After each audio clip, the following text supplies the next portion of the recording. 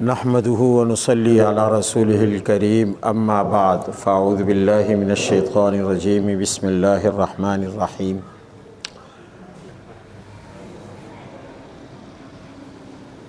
24 ربیع الآخر 1444 ہجری 20 نومبر 2022 کو آج ہم اور آپ جامعہ ربانیہ ناظم آباد کراچی میں درس قرآن کے حوالے سے جمع ہیں اور آج الحمدللہ بسم اللہ کی تفسیر سے متعلق 12واں درس ہے۔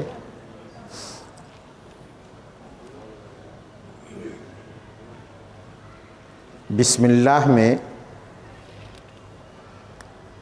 اللہ کی دو عظیم صفات ذکر ہوئی ہیں، الرحمن الرحیم۔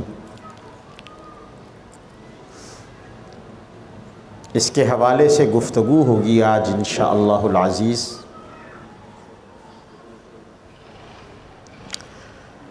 کائنات میں جتنی چیزیں ہیں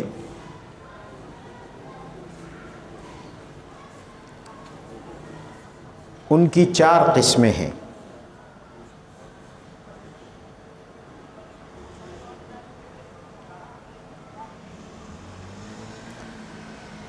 پہلی قسم یہ ہے کہ بعض چیزیں وہ ہیں جو انسان کے لیے مفید ہیں، فائدہ مند ہیں اور ضروری بھی ہیں۔ بعض چیزیں وہ ہیں کہ جو مفید ہیں مگر ضروری نہیں۔ بعض چیزیں وہ ہیں جو ضروری ہیں مگر مفید نہیں۔ اور چوتھی قسم یہ ہے کہ بعض چیزیں وہ ہیں جو نہ مفید ہیں، فائدہ مند ہیں اور نہ وہ ضروری ہیں۔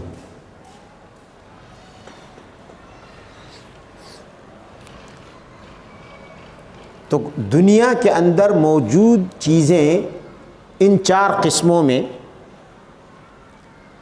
منحصر ہیں، دنیا اور آخرت کے لحاظ سے، کہ مفید بھی ہوں دنیا میں اور ضروری بھی ہوں، ان کے بغیر چارہ نہ ہو۔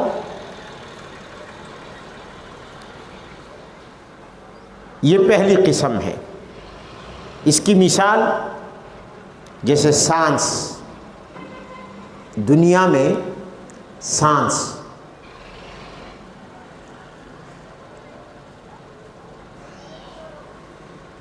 کہ سانس فائدہ مند بھی ہے اور ضروری بھی ہے۔ دنیا کے اندر زندگی کی بقا کے لیے اور جسمانی صحت کے لیے یہ دونوں باتیں سانس کے اندر پائی جاتی ہیں، اور اگر سانس نہ ہو تو انسان چند منٹ سے زیادہ زندہ نہیں رہ سکتا۔ اور آخرت کے لحاظ سے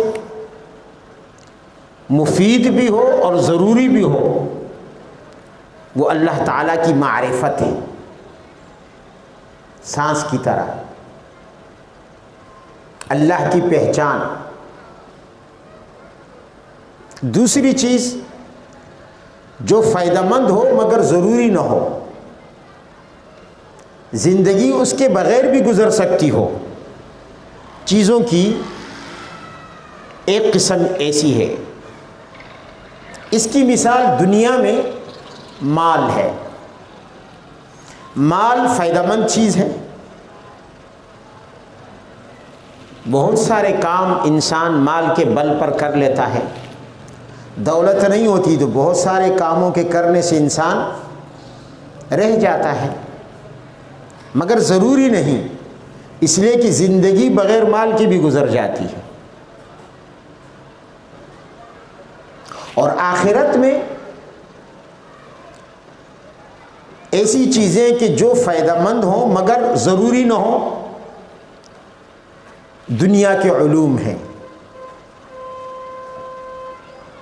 علوم فائدہ مند تو ہیں، جتنے علوم ہم حاصل کرتے ہیں، مگر ضروری نہیں ہیں۔ اگر ایک انسان کے پاس یہ علوم نہ ہو، صرف ایمان ہو، اعمال ہو، ایمان ہو، تو اسے نجات مل جاتی ہے۔ لیکن یہ جتنے علوم ہیں یہ فائدہ مند ضرور ہے۔ مثلا سائنس ہے، اور اسی طرح علوم ادبیہ ہیں، علوم عربیہ ہیں، علوم نقلیہ ہیں، علوم عقلیہ ہیں، جو انسان کی اندر کی استعداد کو بڑھاتی ہیں، ادراک اور شعور کو بڑھاتی ہیں، تو فائدہ مند ہے، مگر ضروری نہیں ہے۔ تیسری قسم ایسی ہے کہ جو ضروری ہو مگر فائدہ مند نہ ہو۔ بعض چیزیں ایسی ہیں، اس کی مثال جیسے بڑھاپا، بیماریاں، موت، فقر۔ دنیا میں اگر آپ دیکھیں تو ان کے بغیر چارہ نہیں۔ بڑھاپا آ کر رہتا ہے، بیماریاں آ کر رہتی ہیں، موت آ کر رہتی ہے، ضروری ہیں مگر فائدہ مند نہیں، نقصان دہ ہیں۔ بڑھاپے کی وجہ سے انسان کے اندر کی قوتیں کمزور ہو جاتی ہیں، اسی طرح بیماری سے انسان بہت ساری مشکلات کا شکار ہوتا ہے، اور موت تو ہے ہی ہاضم اللذات، تمام لذتوں کو ختم کرنے والی۔ آخرت میں ایسی چیز کہ جو ضروری ہو اور فائدہ مند نہ ہو، یا تو اس کا تصور نہیں ہو سکتا، اس لیے کہ آخرت میں نقصانات نہیں ہیں، خاص طور پر اہل ایمان کے لیے۔ لیکن اگر ہم دیکھیں کہ کفار کے لیے جہنم کا عذاب مشرکین کے لیے، کفار کے لیے ضروری ہے، فائدہ مند نہیں ہے۔ ہر کافر، ہر مشرک جو بغیر توبہ کے مرا، جہنم کا عذاب اس کے لیے ضروری ہے، اور ظاہر ہے کہ فائدہ مند نہیں ہے۔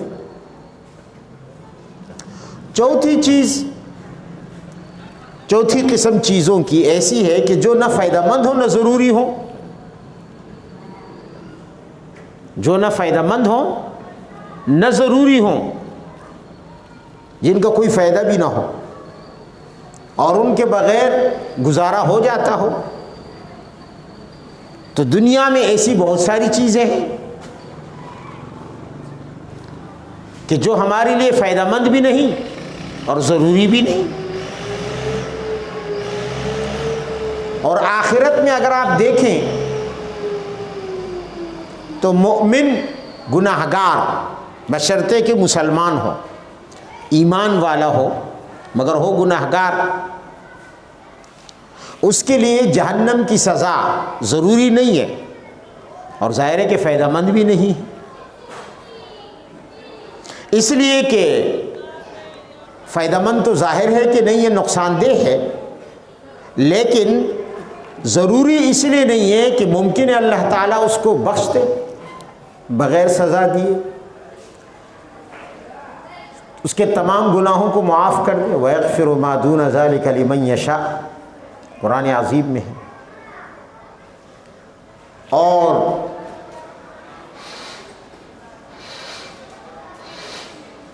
ہو سکتا ہے اللہ تعالیٰ اس کو سزا دے دے اس کے جرائم اور گناہوں کی وجہ سے۔ اور دنیا میں جو چیز نہ فائدہ مند نہ ہو اور ضروری بھی نہ ہو، جیسے یہ دنیاوی علوم خالص مثلا اگر کسی نے بایولوجی پڑھ لی یا فلسفہ پڑھ لیا تو اس سے کیا نفع حاصل ہے؟ اور ضروری بھی نہیں، فلسفہ پڑھنے سے کوئی فائدہ نہیں اور ضروری بھی نہیں، نہ پڑھے تو کچھ نہیں ہوتا۔ تو بعض چیزیں یہ ان 4 قسموں میں دنیا کی چیزیں منقسم ہیں۔ اب آتے ہیں پہلی چیز کی طرف کہ پہلی قسم کیا ہے کہ انسان کے لیے دنیا میں ضروری ہو، فائدہ مند بھی ہو، اور آخرت میں ضروری ہو اور فائدہ مند ہو۔ اس کی مثال میں نے دی تھی سانس کے ساتھ۔ یہ جو ہم سانس لیتے ہیں یہ دنیا میں ضروری بھی ہے اور فائدہ مند بھی ہے۔ اس لیے ضروری ہے کہ اگر ہم سانس نہ لیں تو چند منٹوں میں مر جائیں گے،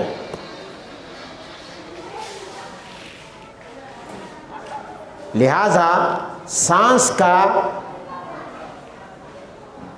زندگی کی بقا کے لیے ضروری ہونا یہ ہر شخص پر ظاہر ہے، اس کے لیے دلیل کی ضرورت نہیں ہے، ہر شخص سمجھتا ہے اس کو۔ اسی لیے اگر بعض دفعہ لوگ کسی کو مارنا چاہیں تو کبھی ایسا کر لیتے ہیں کہ اس کی سانس کی آمد و رفت منقطع کر لیتے ہیں، مثلا کسی پر تکیہ رکھ لیتے ہیں منہ پر، چند منٹوں میں ڈھیر ہو جاتا ہے، ختم ہو جاتا ہے، یا اسے پھانسی دے دیتے ہیں، سانس کی آمد و رفت رک جاتی ہے اور وہ مر جاتا ہے۔ تو سانس کا لینا ضروری ہے، سانس نہ لی جائے تو موت واقع ہو جاتی ہے، اور سانس کا لینا فائدہ مند بھی ہے، اس لیے کہ سانس کے 2 اثر ہیں، سائنسدان کہتے ہیں۔ جب ہم سانس لیتے ہیں تو اپنے قلب اور پھیپھڑوں میں ہوا کھینچتے ہیں، یہ ہوا جب ہم اپنے پھیپھڑوں اور دل کی طرف کھینچتے ہیں سانس کے ذریعے تو اس سے پھیپھڑوں کو اس تازہ ہوا کی وجہ سے تازگی ملتی ہے، بدن کو صحت ملتی ہے، قوت ملتی ہے۔ اسی لیے تو ڈاکٹر لوگ کہتے ہیں کہ تازہ ہوا میں سانس لو، اور جب ہم اس ہوا کو آکسیجن کہتے ہیں، یہ جو تازہ ہوا کے جھونکے بدن کے اندر پہنچتے ہیں اس سے دل کو قوت حاصل ہوتی ہے، پھیپھڑوں کو قوت حاصل ہوتی ہے، بدن کو طاقت ملتی ہے، اور جب ہم اندر کی ہوا باہر نکالتے ہیں اس کو ڈاکٹر لوگ کاربن ڈائی آکسائڈ کہتے ہیں، دل اور پھیپھڑوں میں اور بدن کے اندر جو سمیات ہوتی ہیں، زہریلی مادے ہوتے ہیں، وہ اس ہوا کے ذریعے باہر آ جاتے ہیں۔ اللہ کا عجیب نظام ہے، سانس لینے میں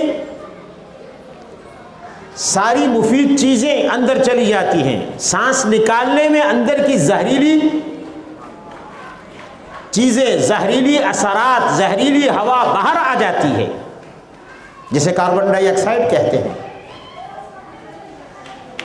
تو یہ دنیا میں یہ سانس لینا مفید بھی ہے، ضروری بھی ہے، اور آخرت میں اسی کی طرح اللہ تعالیٰ کی معرفت ہے کہ جو انسان کے لیے مفید بھی ہے، ضروری بھی ہے۔ لیکن فرق یہ ہے اگر انسان سانس نہ لے مر جائے گا، مرنا تو ویسے بھی ہے، سانس نہ لے مر جائے گا، اس موت کی تکلیف چند منٹوں کی ہوگی، ایک عارضی تکلیف ہے، 5 منٹ زیادہ 10 منٹ، میرے خیال میں 10 منٹ بھی بہت زیادہ ہے، بہت کم، چند منٹوں کے اندر۔ اور اگر اللہ تعالیٰ کی معرفت انسان کو حاصل نہ ہو تو انسان پر جو موت طاری ہونی ہے، جو تباہی آنی ہے، وہ چند لمحوں چند منٹوں کی نہیں، وہ ابد الاباد کی تباہی ہے اگر اللہ کی معرفت حاصل نہ ہو۔ اور جیسے میں نے کہا کہ سانس کے دو اثر ہیں، جب ہوا اندر کھنچتی ہے اس کے ذریعے، تازہ ہوا کے ذریعے ہمارے پھیپھڑوں اور دل کو طاقت ملتی ہے۔ بادِ نسیم جب ہم یہ یوں سمجھ لیں کہ بادِ نسیم ہے، اور جب ہم باہر نکالتے ہیں سانس کو تو اندر کی زہریلی چیزیں باہر آ جاتی ہیں، یہ سانس اسے باہر نکال دیتی ہے۔ اسی طرح معرفت الہی، اللہ تعالی کی معرفت جب دل کے اندر اترتی ہے تو ایمان، اور اسی طرح فکر معرفت یعنی معرفت کی سوچ، اس کی بھی دو اثرات ہیں۔ جب انسان اللہ تعالیٰ کی معرفت پر سوچتا ہے تو اس کے بھی سانس کی طرح دو اثر ہیں۔ کیا اثر ہے؟ ایک یہ کہ یہ فکر، معرفت کی یہ فکر انسان کے دل اور دماغ میں جب یہ اترتی ہے تو ایمان اور معرفت خداوندی اعتدال کی حالت پر برقرار رہتے ہیں، اور ایمان کو ترقی ملتی ہے، ایمان کو جلا ملتی ہے۔ معرفت خداوندی ترقی کرتی جاتی ہے، اللہ کو اور معرفت، اللہ کی اور معرفت حاصل ہوتی ہے۔ اور جب یہ تو اس کا پہلا اثر ہوا فکر معرفت کا، دوسرا اثر یہ ہے کہ جب یہ فکر معرفت انسان کے دل و دماغ میں اترتی ہے تو جس طرح حجت اور برہان کی ہواؤں کو دل و دماغ میں داخل کر کے ایمان کو مضبوطی نصیب کرتی ہے، تو اسی طرح اندر سے وہ زہریات، وہ زہریلے خیالات، زہریلے اثرات جو شکوک اور شبہات اور شیطانی وسوسوں سے پیدا ہو جاتے ہیں، ان کو یہ فکر معرفت باہر نکال دیتی ہے۔ جس طرح کاربن ڈائی آکسائڈ سے انسان کے جسم سے زہریلی اثرات باہر نکلتے ہیں، اسی طرح معرفت کی فکر سے، اللہ تعالیٰ کی معرفت کی فکر سے دل کے اندر موجود شکوک اور شبہات کے زہریلے اثرات باہر کی طرف خارج ہوتے ہیں، اور انسان کا دل یقین کے نور سے منور ہو جاتا ہے، کمال یقین حاصل ہوتا ہے۔ اور یہ اس وقت ہے کہ جب انسان اپنے سامنے موجود کائنات کی محسوسات میں غور و فکر کرے۔ یہ جتنی محسوس چیزیں ہیں جو ہمیں نظر آ رہی ہے، جو ہمیں سنائی دے رہی ہیں، جتنی بھی محسوسات ہیں، ان میں غور و فکر کرے، سوچے، اور اس سوچ کے نتیجے میں وہ یہ جانے کہ کائنات کے اندر جتنی چیزیں ہیں جو ہمیں محسوس ہو رہی ہیں، یہ تمام محسوسات یہ اپنے وجود میں بھی محدود ہیں اور اپنی عمر اور زندگی میں بھی محدود ہیں۔ ہر موجود شے جو ہمیں نظر آ رہی ہے ایک محدود وجود رکھتی ہے، لامحدود نہیں ہے، ایک محدود عمر رکھتی ہے، بالآخر اسے آگے جا کر فنا کے سمندر میں غرق ہو جانا ہے، فانی ہو جانا ہے، ختم ہو جانا ہے۔ اور جب انسان کو یہ فکر نصیب ہو جائے اور اس کا یہ خیال مستحکم ہو جائے کہ پوری کائنات بالآخر جتنی بھی محسوسات ہیں یہ فنا کے سمندر میں غرق ہونے والی ہیں.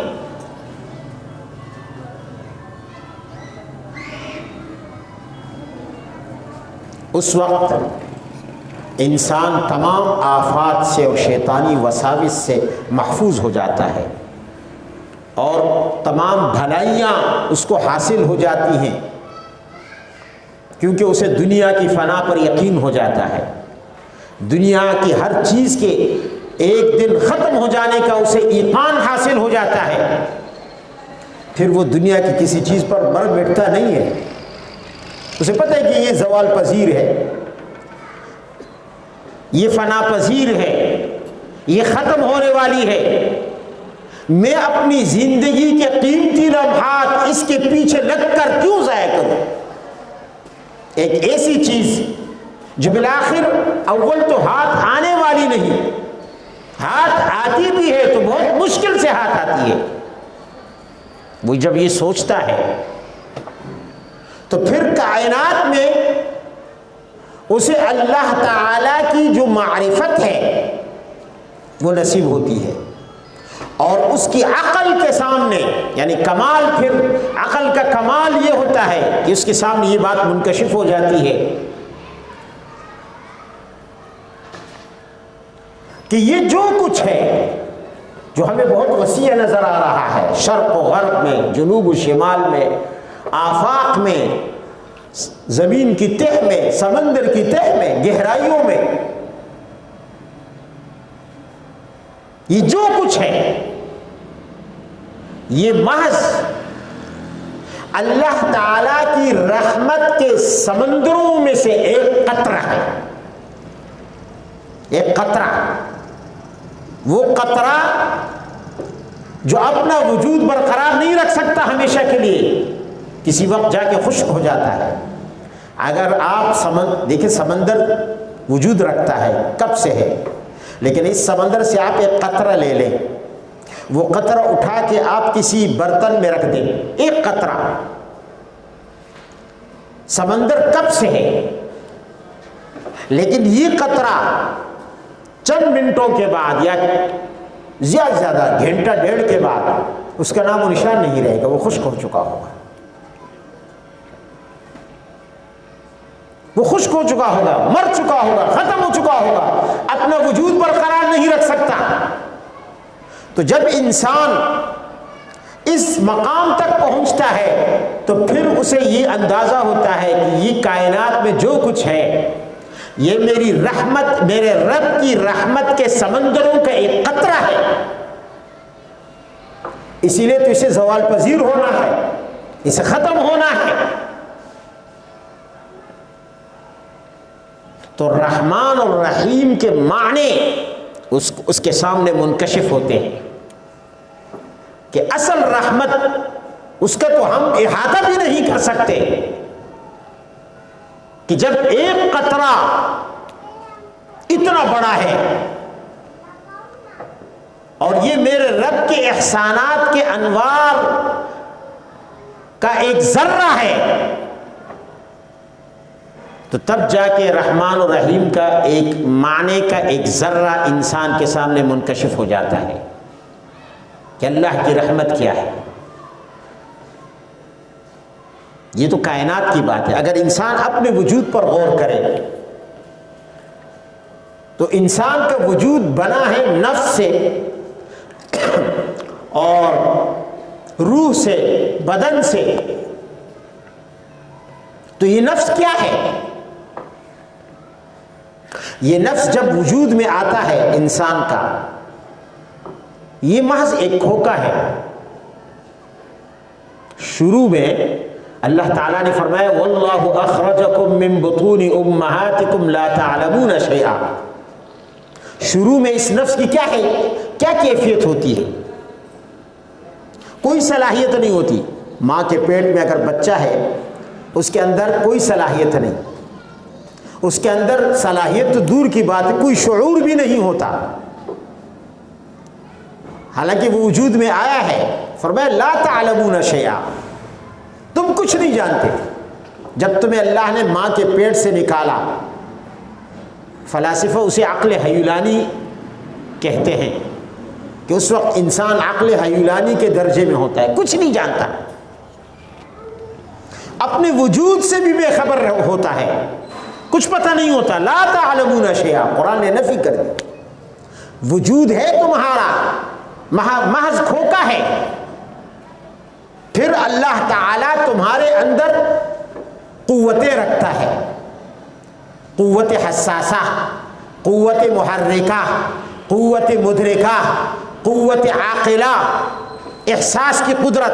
آہستہ آہستہ انسان میں احساس کی قوت پیدا ہوتی ہے. ماں کے پیٹ میں تھا تو بھوک پر رویا نہیں تھا، کبھی رویا تھا؟ ماں کے پیٹ میں تھا، غذا کی ضرورت تھی، غذا کی ضرورت وہاں بھی تھی، لیکن کبھی وہ رویا نہیں تھا. ماں کے پیٹ سے نکلنے کے بعد اللہ نے اس میں حساسیت کی قوت رکھی. اب اسے بھوک لگتی ہے تو وہ رونے لگتا ہے. ماں کو پتہ چل جاتا ہے کہ بچہ بھوکا ہے، وہ زبان سے کچھ نہیں کہہ سکتا. ماں کے پیٹ میں تھا تو ہاتھ پیر نہیں ہلا سکتا تھا، ایک ہی حالت میں مہینوں سے پڑا ہوا تھا. اسی طرح جسے قیدی کو ہاتھ پیروں میں زنجیریں ڈال کر اور اس کو اس طرح باندھ لیا جائے، حرکت تک نہیں کر سکتا تھا، حرکت کی صلاحیت نہیں تھی. باہر آیا، اللہ نے اس کے اندر قوت محرکہ رکھ دی، وہ ہاتھ پیر مارنے لگا. وقت گزرنے کے ساتھ ساتھ اس کے اندر ادراک پیدا ہوا، ماں کو پہچاننے لگا، باپ کو پہچاننے لگا. اور وقت گزرا تو قوت عاقلہ رکھ دی، پھر اچھے اور برے اور بھلے کی تمیز کرنے لگا. یہ قوتیں وَجَعَلَ لَكُمُ السَّمْعَ وَالْأَبْصَارَ وَالْأَفْئِدَةَ، قرآن کہتا ہے. تو ایک وقت وہ تھا جب انسان کا نفس کوڑا تھا، ایک وقت وہ آیا جب قوتوں سے، صلاحیتوں سے، استعدادات سے مالا مال کر دیا اسے.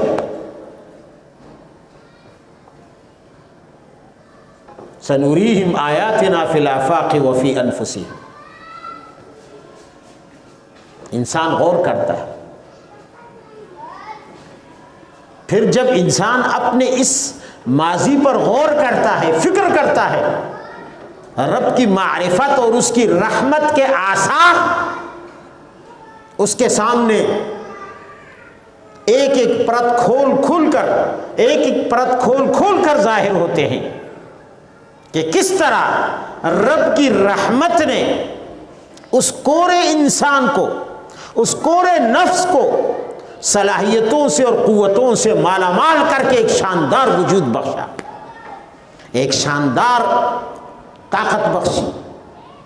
پھر جب انسان اپنے بدن پر غور کرتا ہے کہ کس طرح اللہ تعالیٰ نے اس بدن کو ترکیب دی ہے. حکماء کہتے ہیں، اطباء کہتے ہیں کہ انسان 4 اخلاط سے بنا ہے: خون، بلغم، سودا، صفرا.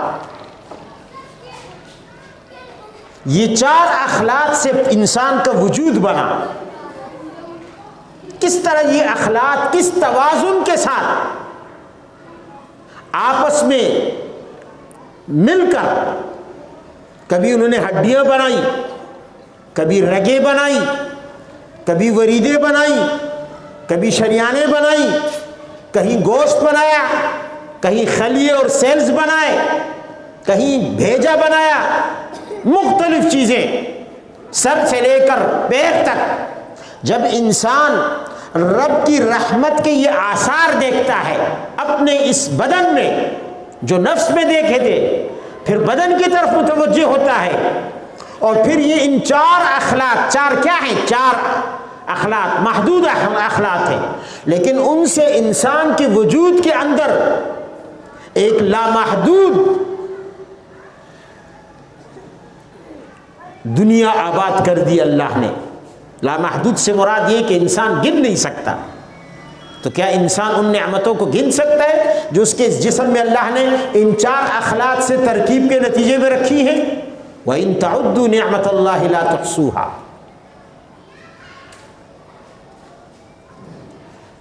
تو فرمایا کہ تم اللہ کی نعمتوں کو گننا شروع کر دو، کائنات کو چھوڑو، صرف اپنے وجود میں، پہلے نفس میں، پھر بدن میں، تو نوح علیہ السلام کی زندگی بھی کم پڑ جائے گی ان نعمتوں کو گننے کے لیے۔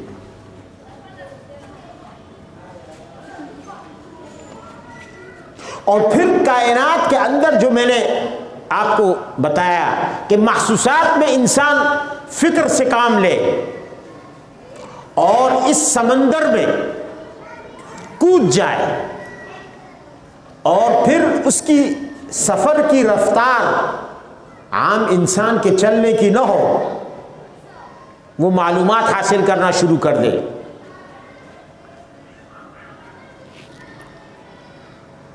اور اس کے سفر کی رفتار اور سپیڈ وہ بجلی کے کرنٹ اور سورج کی روشنی کی طرح ہو، جو سیکنڈوں میں لاکھوں میل کروڑوں میل کا فاصلہ طے کر لیتی ہے منٹوں سیکنڈوں میں، اور انسان اس رفتار سے اس کائنات کی وسعتوں میں سفر شروع کر دے، اور یہ سفر بھی ماہ، مہینہ، 2 مہینہ، سال، 2 سال کے لیے نہ ہو، مستقل سفر میں لگا رہے، ابدالآباد کے لیے جو کچھ یہ حاصل کرے گا، جو علوم، جو معلومات، جو معارف یہ حاصل کرے گا، وہ پھر بھی محدود رہیں گی۔ وہ معلومات جو اس نے حاصل نہیں کی ان کے مقابلے میں کہ غیر حاصل شدہ معلومات لامحدود اور غیر متناہی رہیں گی، اور یہ ان کے مقابلے میں پھر بھی ایک ذرہ ہوگا۔ تب جا کے اسے پتہ چلے گا کہ رحمان اور رحیم کا کہ معانی کا جو سمندر ہے، کہ اللہ کی رحمت کتنی وسیع ہے، وسعت رحمتی کل شیء، تو رحمان الرحیم کے اندر جس رحمت کا ذکر کیا اللہ نے، اس رحمت کی وسعتوں کا انسان ادراک نہیں کر سکتا، احاطہ نہیں کر سکتا، کہ جتنا بھی طویل سفر ہو اور جتنا بھی تیز ترین سفر ہو، ان چیزوں کو حاصل کرنے کے لیے، ان کی معلومات حاصل کرنے کے لیے، اسی طرح معقولات کا علم حاصل کرنے کے لیے، محسوسات کا علم حاصل کرنے کے لیے، اور وہ خربہا چیزوں کا علم حاصل کر لے، پھر بھی وہ علم اس کا اتنا کم ہوگا کہ جیسے سمندر کے مقابلے میں ایک قطرہ۔ تبھی تو قرآن میں اللہ نے فرمایا وَمَا أُوتِيتُم مِّنَ الْعِلْمِ إِلَّا قَلِيلًا، تم جس علم پر ناز کرتے ہو اس علم کی حقیقت کیا ہے؟ تم کہتے ہو ہم بڑے سائنسدان ہیں، ہم نے کائنات کی وسعتوں میں چکر لگا لیے، ہم چاند تک پہنچ گئے، مریخ تک پہنچ گئے، ہم نے یہ کر لیا، ہم نے وہ کر لیا، ہم نے فلاں سیارہ دریافت کر لیا، ہم نے فلاں چیز دریافت کر لی، ہم نے اتنی ترقی کر لی۔ روحانیات والے روحانیات میں دعوے کرتے ہیں، مادیات والے مادیات میں دعوے کرتے ہیں۔ تمہیں کیا پتا؟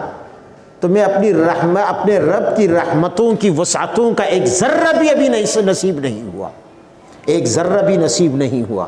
وما اوتیتم من العلم الا قلیلا، جو علم بھی ہے یہ دنیا کے تمام انسانوں کے علوم یکجا کر لیے جائیں تو ان کی حیثیت ایک قطرہ اور ایک ذرے کی ہے، اس سے زیادہ کچھ نہیں۔ تو رحمان الرحیم کی جو وسعتیں ہیں وہ وسعتیں انسان کو ایک قطرے اور ایک ذرے سے آگے نصیب نہیں ہوتی۔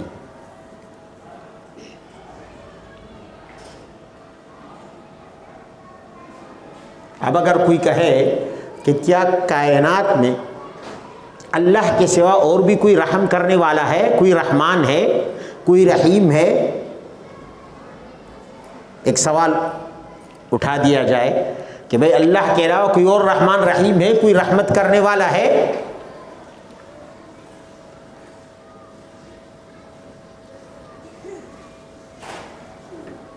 تو یاد رکھیں اللہ تعالیٰ کے سوا کوئی رحم کرنے والا ہے ہی نہیں۔ حقیقت رحمت کا خزانہ کسی کے پاس ہے ہی نہیں، اصل رحمت اسی کی ہے، اور اس کی وجہ یہ ہے کہ اس کی رحمت اس کی صفت جود کا مظہر ہے۔ جود کے لیے آپ اردو میں یا کسی اور زبان میں میرے پاس ایسا لفظ نہیں جو اس کے معانی کا احاطہ کر سکے، لیکن ہم سخاوت اس کا مترادف تھوڑی دیر کے لیے مان لیتے ہیں۔ سخاوت کی نسبت اللہ کی طرف نہیں ہوتی، اللہ کی طرف نسبت ہوتی ہے جود کی۔ دیکھو انسان بھی سخاوت کرتا ہے، ہم دیکھتے ہیں انسان پر رحم کرتا ہے، تو کیسے کہا جا سکتا ہے کہ اللہ کے سوا کوئی رحم کرنے والا نہیں؟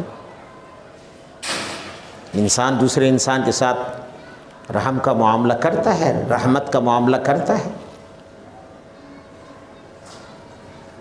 تو یاد رکھیے کہ انسان کی رحمت سخا تو ہو سکتی ہے، جود نہیں ہو سکتی۔ جود اور سخا میں فرق ہے۔ انسان کتنا ہی بڑا سخی کیوں نہ ہو، حاتم طائی کیوں نہ بن جائے، وہ سخی ہے لیکن اسے جواد نہیں کہہ سکتے۔ اس کی وجہ یہ ہے کہ انسان جب بھی کوئی رحم کا معاملہ کرتا ہے، کسی پر احسان کا معاملہ کرتا ہے، سخاوت کا معاملہ کرتا ہے، تو ضرور اس کے عوض کا طلبگار ہوتا ہے۔ بغیر عوض کے وہ کسی پر رحم کا معاملہ نہیں کرتا۔ اور خالق کائنات کی ذات جواد ہے، اس کی صفت جود ہے۔ اور جود کا معنی کیا ہے؟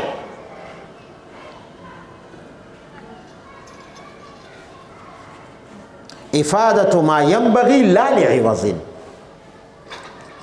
علماء نے معنی کیا ہے، معنی یہ ہے کہ بغیر عوض کے دوسروں کو فائدہ پہنچانا، بغیر عوض کے۔ عوض کا نہ مطالبہ ہوتا ہے نہ خواہش ہوتی ہے۔ دوسروں کو فائدہ پہنچانا، ان کی ضرورتوں کا، جو ان کی ضرورتیں ہیں۔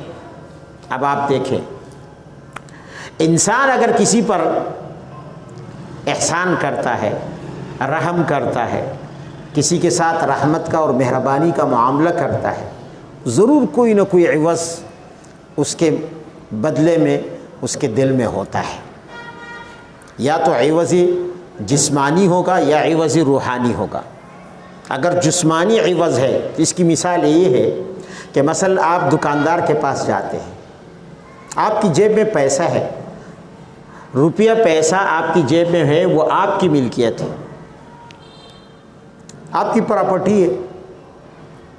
آپ اپنی ملکیت نکال کر، وہ پیسہ نکال کر اس کو دے رہے ہیں دکاندار، آپ مفت میں دے رہے ہیں؟ مفت میں نہیں دے رہے، آپ اس کے عوض اس سے کپڑا لیں گے، یا اس کے عوض اس سے سبزی لیں گے، یا برتن لیں گے، یا اور کوئی ضرورت کی چیز لیں گے۔ آپ نے اپنی ملکیت اسے دی، اپنی رقم اسے دی جس سے وہ اپنا کام چلائے گا۔ آپ نے اس کے ساتھ مہربانی کی، لیکن بغیر عوض کے نہیں کی، آپ نے اس سے ایک مادی عوض لیا۔ اور اگر مادی عوض نہ ہو تو روحانی عوض ہوگا۔ مثلا آپ کسی پر رحم کرتے ہیں، اس کے ساتھ آپ شفقت کا معاملہ کرتے ہیں، آپ اس پر احسان کرتے ہیں، آپ اسے کچھ دیتے ہیں، تو یا تو آپ کی نیت یہ ہوگی کہ یہ میری خدمت کرے، مقصود خدمت ہے۔ جیسے ہم نوکر کو، ڈرائیور کو تنخواہ دیتے ہیں، کس لیے دیتے ہیں؟ بھی تنخواہ سے وہ اپنے کام چلائے گا، اپنی ضرورتیں پوری کرے گا، لیکن یہ احسان آپ مفت میں کر رہے ہیں، اس کے عوض میں آپ اس سے سروس اور خدمت لیں گے، خدمت لیں گے نا، تو آپ کا یہ احسان تو عوض کی وجہ سے ہوا۔ آپ نے کسی کے ساتھ احسان کیا اس لیے کہ آپ اس سے مدد کے طلبگار ہیں، یا کل کلا یہ میرے کام آئے گا، کسی مشکل میں پھنس جاؤں گا تو کسی وقت بھی یہ میرے کام آ سکتا ہے، میری مدد کرے گا، کورٹ کچہری میں، کہیں اور کسی اور معاملے میں، یہاں بھی آپ عوض کے طلبگار ہو گئے۔ یا آپ کسی کے ساتھ احسان کرتے ہیں، اس لیے کرتے ہیں کہ یار میری واہ واہ ہو جائے، لوگوں میں شہرت ہو جائے، فلاں شخص تو بڑا وہ ہے، سخی ہے اور بہت زیادہ رفاہی کام کرنے والا ہے، فلاحی کام کرنے والا ہے، بہت زیادہ ہمدرد ہے، لوگ واہ واہ کریں، لوگ تعریفیں کریں۔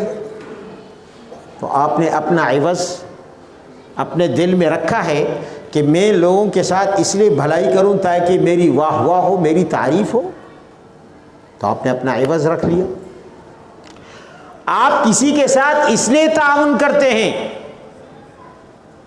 کہ یار انسان کے اندر ایک جذبہ ہے اپنے ہم جنس کے ساتھ، بلکہ ہر ذی روح میں یہ جذبہ ہوتا ہے کہ اپنے ہم جنس کے ساتھ احسان کرنے کا، تاکہ تسلی ہوتی ہے۔ دیکھیں، اگر آپ کسی انسان کو تکلیف میں دیکھتے ہیں تو آپ اپنے دل میں ایک درد محسوس کرتے ہیں، دل کو ٹھیس پہنچتی ہے، آپ نے جلدی سے جا کے اس کی مدد کی، اس کا احسان کیا۔ بظاہر تو آپ نے کوئی عوض نہیں لیا، لیکن حقیقت میں آپ نے عوض وصول کیا، اپنے دل کے درد کو تسلی دی، اپنے دل کے درد کو تسکین دی، آپ نے عوض وصول کیا۔ یہ بھی عوض ہے۔ بغیر مدد کیے آپ کے دل کا درد دور نہیں ہو سکتا تھا۔ آپ نے اس شخص کو تکلیف میں دیکھا، آپ گئے، بظاہر تو آپ نے کوئی عوض نہیں لیا، لیکن اپنے دل کو جو تسکین دی ہے، اس دل کا درد دور کیا ہے آپ نے۔ اور کبھی انسان کسی کے ساتھ احسان کرتا ہے، رحم کا معاملہ کرتا ہے،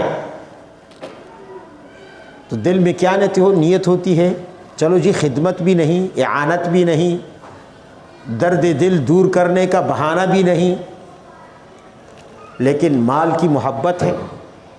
بعض دفعہ ایک شخص، ذہین انسان، اپنی بیماری کو خود سمجھ لیتا ہے، تو پھر وہ اپنا علاج شروع کر دیتا ہے۔ ایک ذہین انسان ہے۔ بعض لوگ ڈاکٹر کے پاس جاتے ہیں، خود سے نہیں سمجھ سکتے، ڈاکٹر سے پوچھتے بھائی مجھے کیا تکلیف ہے، وہ آپ کو بتائے گا کہ آپ کو یہ تکلیف ہے۔ بعض مریض ایسے ہوتے ہیں، خود سمجھدار ہوتے ہیں، وہ خود اپنی بیماری پکڑ لیتے ہیں۔ یہ جس طرح جسمانی امراض میں یہ معاملہ ہے، تو روحانی امراض میں بھی یہی معاملہ ہے۔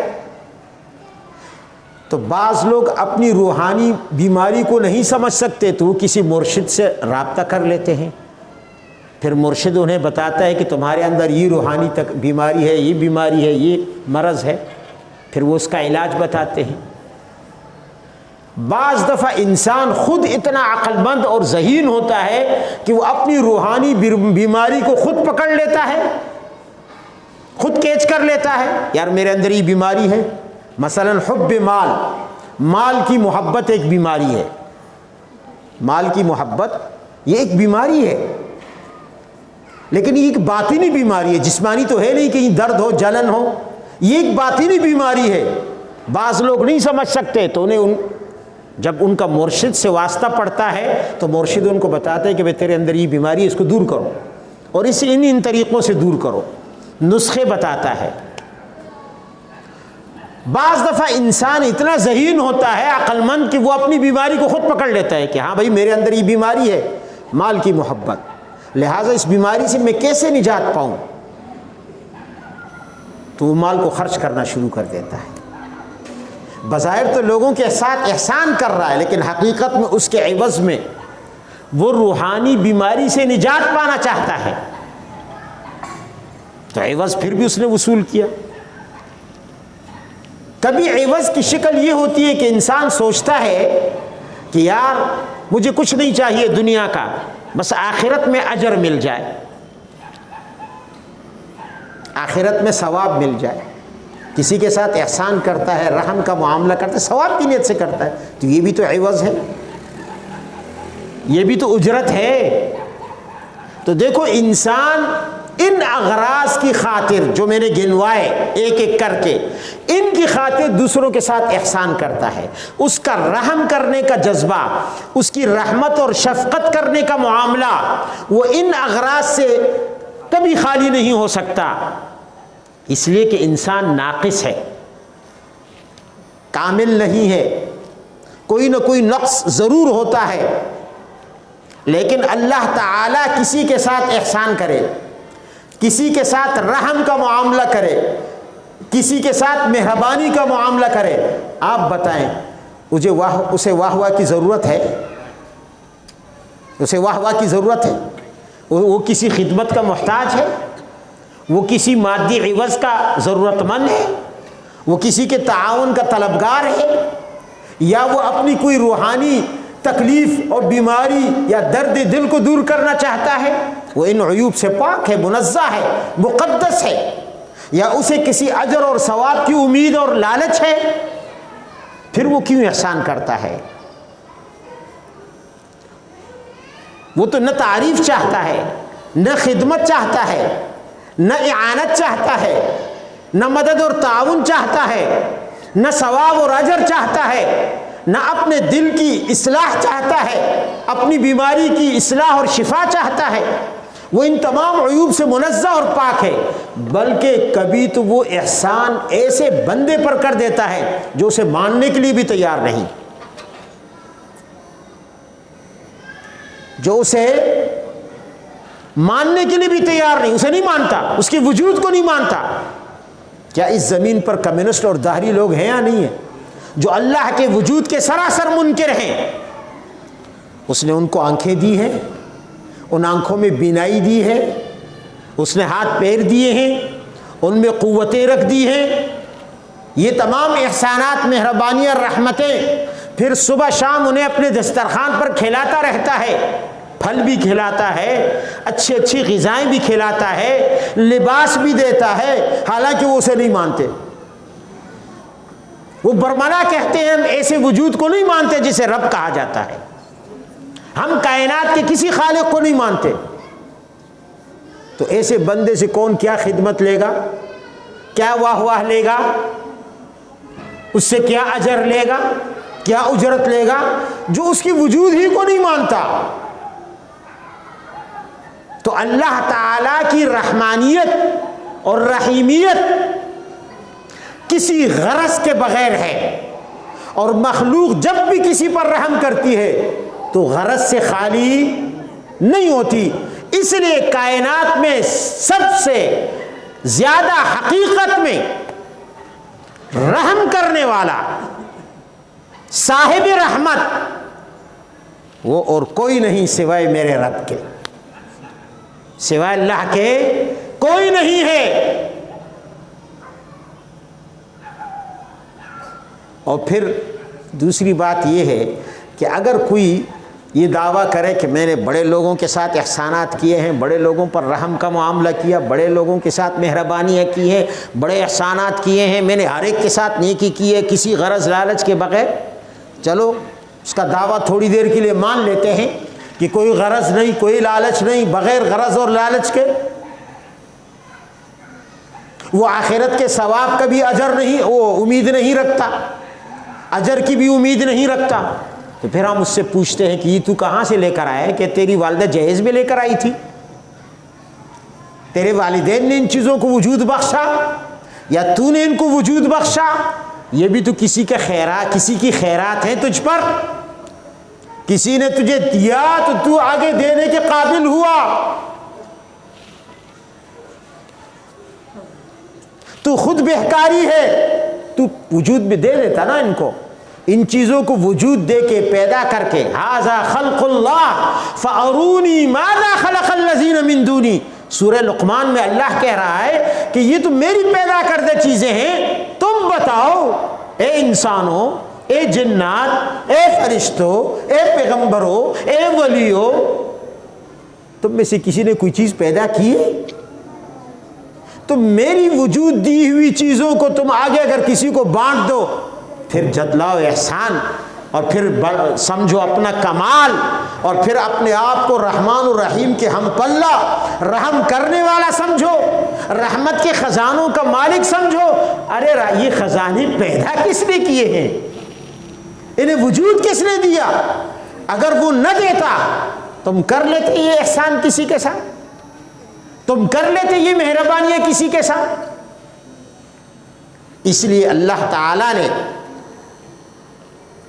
بسم اللہ الرحمن الرحیم میں یہ دو صفتیں رکھی انسانوں کو سمجھانے کے لیے کہ رحمان حقیقی وہی ہے، رحیم حقیقی وہی ہے، اس کے ہم پلہ کائنات میں کوئی ہستی ایسی نہیں جو اپنے آپ کو رحمان کہلا سکے، جو اپنے آپ کو حقیقی رحیم کہلا سکے۔ یہ سبق ہمیں بار بار ہم سے ہماری زبانوں سے کہلوایا جا رہا ہے، دہرایا جا رہا ہے۔ ہر کام کے شروع میں کہو، ہر تلاوت کے شروع میں کہو بسم اللہ الرحمن الرحیم، تاکہ یہ حقیقت تمہارے ذہنوں میں، تمہارے دلوں میں جڑ پکڑ لے کہ کائنات میں رحمت کے خزانے اگر ہیں تو صرف اور صرف اسی کے پاس، اس کے علاوہ کسی کے پاس رحمت کے خزانے نہیں ہیں۔ تو بسم اللہ الرحمن الرحیم یہ ہمیں ایک وہ سبق دے رہی ہے کہ جو ہمارا عقیدہ درست کر رہی ہے کہ اگر خزانے مانگنے ہیں رحمت کے تو صرف اسی کے در پہ جانا پڑے گا۔ اسی لیے تو بسم اللہ میں با مدد کی لے کر آئے، بسم اللہ الرحمن الرحیم۔ تمہیں استعانت مانگنی ہے، مدد مانگنی ہے اس رحمان الرحیم ذات سے کہ جس کے قبضے میں تمام خزانے رحمت کے اس کے ہیں، تمام خزانے رحمت کے اس کے قبضے میں ہیں اور اس کے ہاتھ میں ہیں۔ وہ جس کے لیے چاہے اپنے رحمت کے خزانے کھول دے اور جس پر چاہے اپنے رحمت کے خزانے تنگ کر دے۔ اختیار بھی ان خزانوں کو اس کے پاس، چابی بھی ان خزانوں کی ان کے پاس۔ لہٰذا کہتے رہو بسم اللہ الرحمن الرحیم، بسم اللہ الرحمن الرحیم۔ تمہارا یہ نظریہ بن جائے، پھر یہ نظریہ تمہارے رگ اور پے میں، روئے میں اتر جائے کہ کائنات میں کوئی کسی پر رحم کرنے والا نہیں، حقیقی رحمان اور حقیقی رحیم وہی ایک ذات ہے، باقی سب مجازی رحم کرنے والے ہیں، عارضی رحم کرنے والے ہیں، اور وہ بھی اسی کی عطا سے۔ اللہ تعالی ہم سب کو بسم اللہ الرحمن الرحیم میں اللہ کی صفت رحمانیت اور رحیمیت کو سمجھنے کی توفیق عطا فرمائے۔ وآخر دعوانا ان الحمد للہ رب العالمین۔ دعا فرمائے۔